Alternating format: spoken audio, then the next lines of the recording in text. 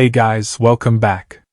Today's disaster was sent to me by my good friend Old Squishy Gardner, straight out of Michigan, featuring yet another living man, clown running the tired, busted sovereign citizen script and getting the exact train wreck outcome we all expected. So let's dive right in. Good morning.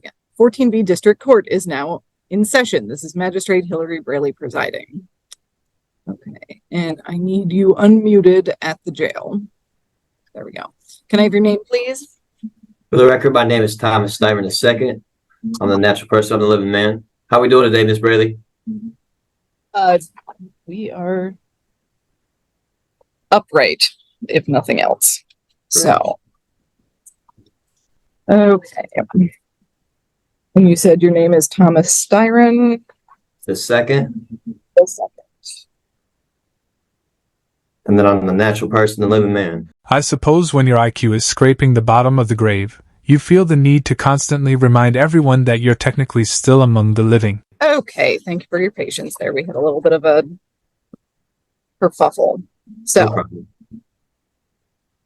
recalling case number 19S00472, that is the state of Michigan versus Thomas Ulrich Styron, the second, you said, and also calling 24W001025, that is the township of Ypsilanti, also versus Thomas Ulrich Styron. So state your name for the record.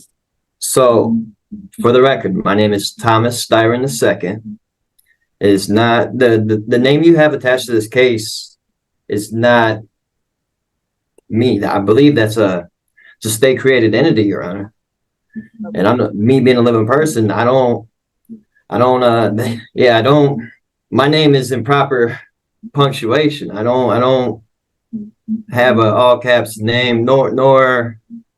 Okay, I'm going to cut you off right there. Okay. I don't have no contracts with the state of Michigan at all, period. And so I was wondering about personal jurisdiction, subject matter jurisdiction in regards to this. Let me break this down in terms even a chronic glue sniffer like you can grasp. Whether you like it or not, you're a Michigan citizen. You were stopped on Michigan state property, and you're now standing in a Michigan courtroom. That's all the personal jurisdiction the court needs. And as for subject matter jurisdiction, the magistrate isn't guessing in the dark. She gets it directly from Michigan Court Rule 4.41. Okay. And you can continue to wonder about those at the moment. What I am doing, you have a show cause hearing on the matter ending in 472, which is the retail fraud charge. I'm showing a balance of $210 on that.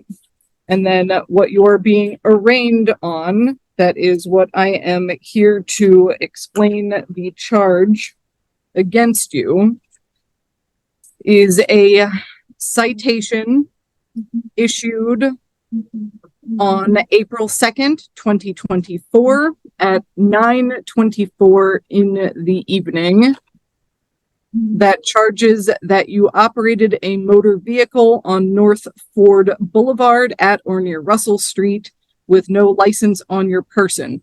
Do you comprehend the charge against you?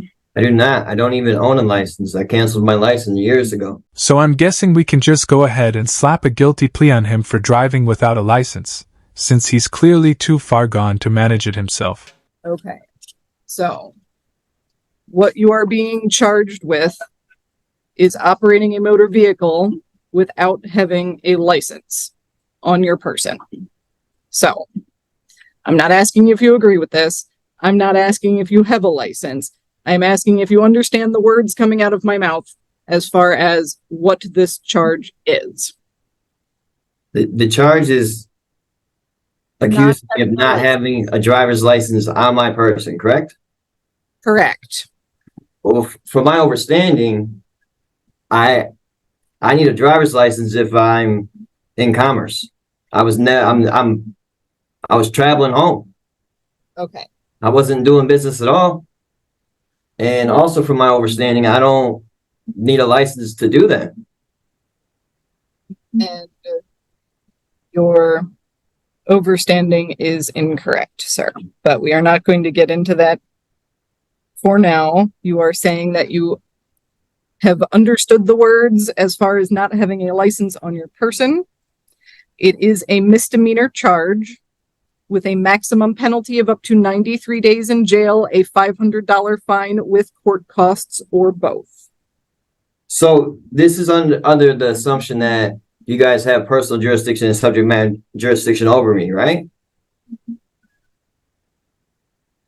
Yes. So At this time, the court is going to set a pretrial date for you. That will be before Judge Washington. ma'am, can we prove the jurisdiction first before we go ahead with setting a trial for that entity or a pre-trial for that entity? I hear you. And at this point, you are appearing in front of the court. You have put your name on the record. And yes, we are setting a pretrial date for you. I did put my name on the record, and my name that I put on the record is not the same name that you have attached to that case.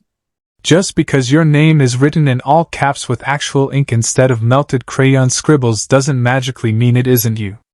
You're not a separate entity. You're just the same idiot with delusions of paperwork wizardry. And you can provide documentation of such at your pretrial date, which is going to be June 26th. So the documentation that I have published, recorded the documentation I have published and recorded on the record, on the state of Michigan record, that says what I just told you, that I'm not who you have, that I'm not the name you have attached to that case, that's, I need to bring that with me, is what you're saying? It being already recorded and on the state of Michigan records, is that good enough? Whatever documentation you have, bring it with you to your pretrial date. That is what I am telling you, yes. So.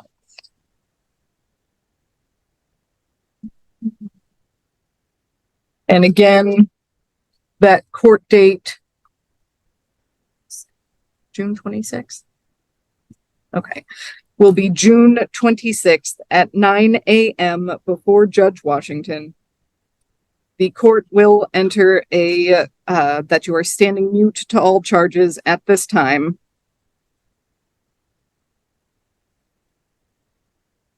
So we're just assuming jurisdiction, though, correct? Yes. How? From my understanding, that has to be proved before we even proceed with anything else. Am I wrong? Yes, you're dead wrong.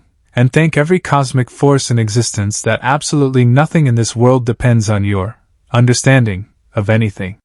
If it did, society would have collapsed into a flaming crater years ago. You are not correct.